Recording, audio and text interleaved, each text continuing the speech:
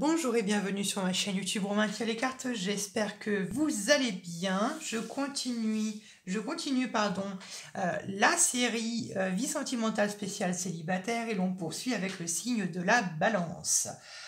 Bien évidemment, ce tirage correspondra également aux personnes qui sont d'un ascendant, d'une lune ou d'une Vénus qui est dans le signe de la balance. Bien évidemment, ce tirage est général, il ne parlera pas à tout le monde et il ne peut ne pas vous correspondre, c'est tout à fait normal. Et dans ce cas-là, je vous conseillerais d'aller voir votre signe ascendant, lunaire et Vénus. Je vais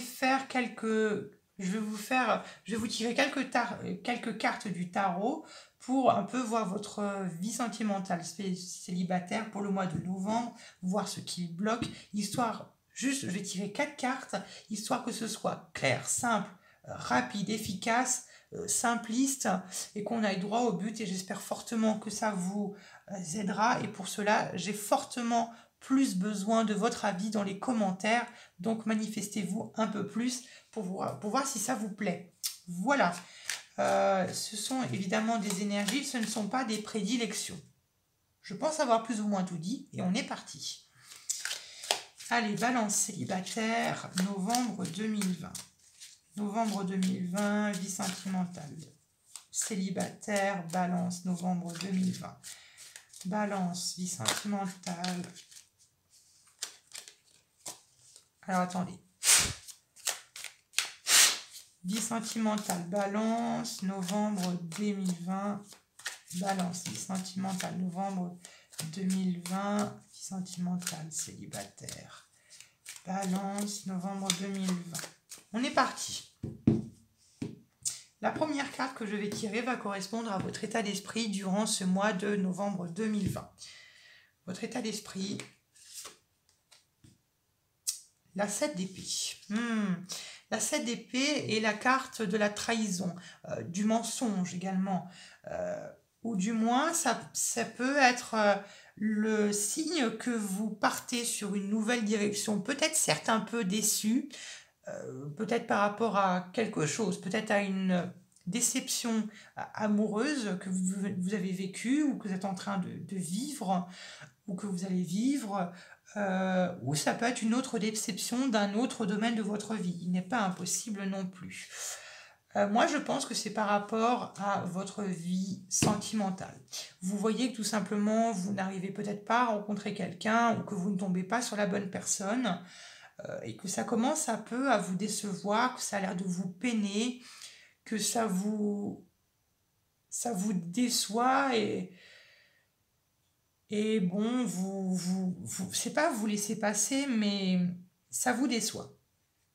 Ça vous déçoit que ça n'arrive pas, que vous attendez et ça ne vient pas à vous. On va voir maintenant qu'est-ce qui bloque. Qu'est-ce qui fait que vous n'arrivez pas à rencontrer quelqu'un? Qu'est-ce qui fait que vous n'arrivez pas à bloquer? Qu'est-ce qui fait que vous n'arrivez pas à trouver quelqu'un? Quel est le blocage qui vous empêche de rencontrer quelqu'un? Le cavalier de denier.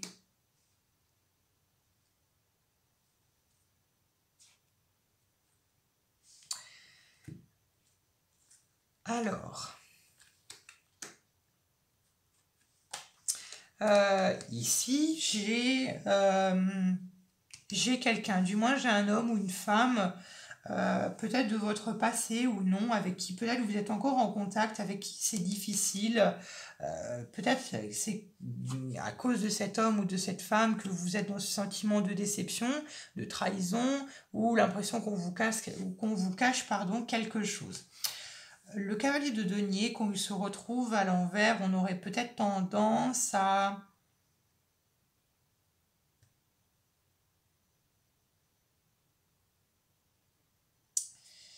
Je vais en mettre une, j'ai un doute. Qu'est-ce qui va avec le cavalier de denier? Qu'est-ce qui fait que les balances n'arrivent pas à trouver quelqu'un? Pour le mois de novembre 2020, qu'est-ce que les balances n'arrivent pas à trouver quelqu'un?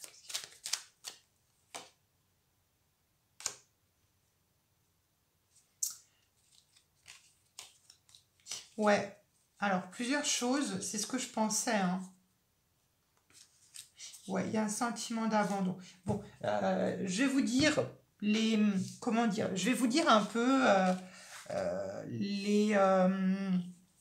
je vais vous dire un peu, vous voyez, on a le roi de coupe ici qui sort. Je vais vous dire un peu les hypothèses que j'émets et puis j'ai envie de dire, vous l'associez par rapport à ce que vous êtes en train de vivre.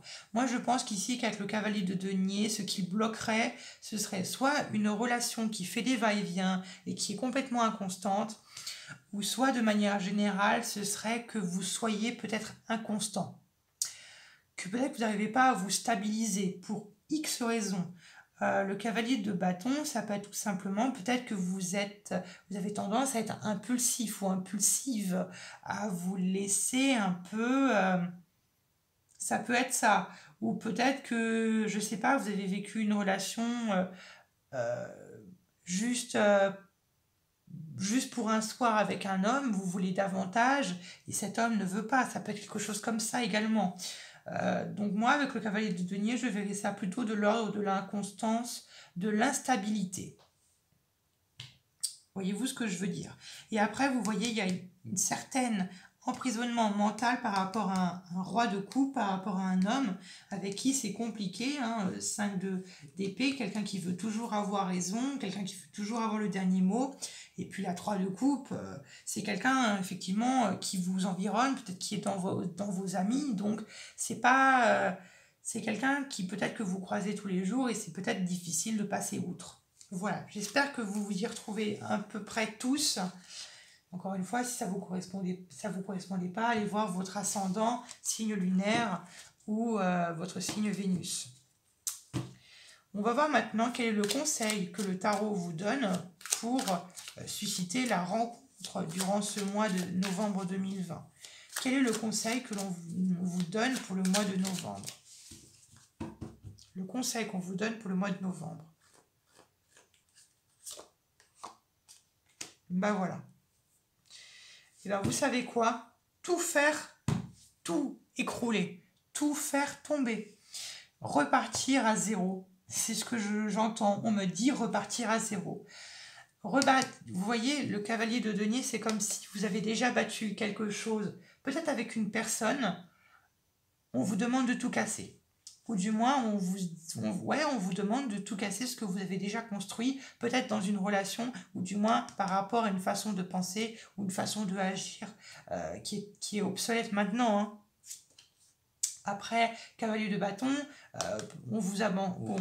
peut-être qu'on vous aussi conseille tout simplement d'abandonner cette inconstance que vous avez ou cette énergie d'impulsivité que vous avez.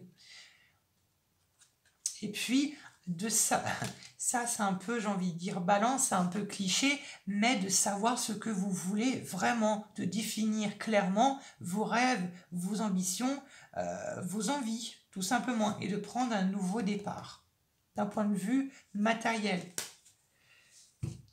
Maintenant, on va voir qu'est-ce qui vient vers vous pendant le mois de novembre 2020 pour les célibataires du signe de la Balance.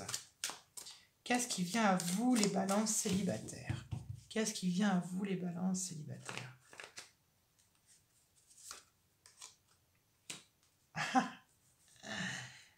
Eh bien, de faire un choix. De faire un choix.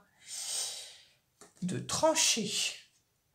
Alors là, on pourrait parler d'indécision, mais là, avec l'as d'épée, de prendre un choix, de devoir faire un choix, de choisir, de trancher, voilà, vous voyez, trancher.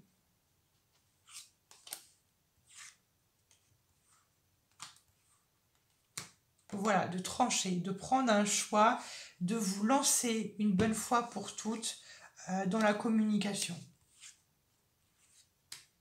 Et vous voyez, là, vous êtes là. Là, il y a votre énergie qui est symbolisée par la reine d'épée. Vous avez le roi d'épée. Et quand on a le roi d'épée et la reine d'épée côte-côte, c'est tout simplement le couple. C'est le couple. Et moi, je pense que c'est quelqu'un qui vous environne peut-être dans le domaine de votre travail. Attention, Ceci à condition que vous détruisez ce que vous avez déjà bâti, ce qui est obsolète. Si ça ne vous parle pas, bon, le tirage ne vous parle pas dans ce cas-là, et je vous conseille d'aller voir vos autres signes.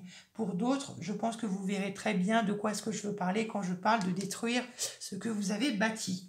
J'espère que ça vous a aidé.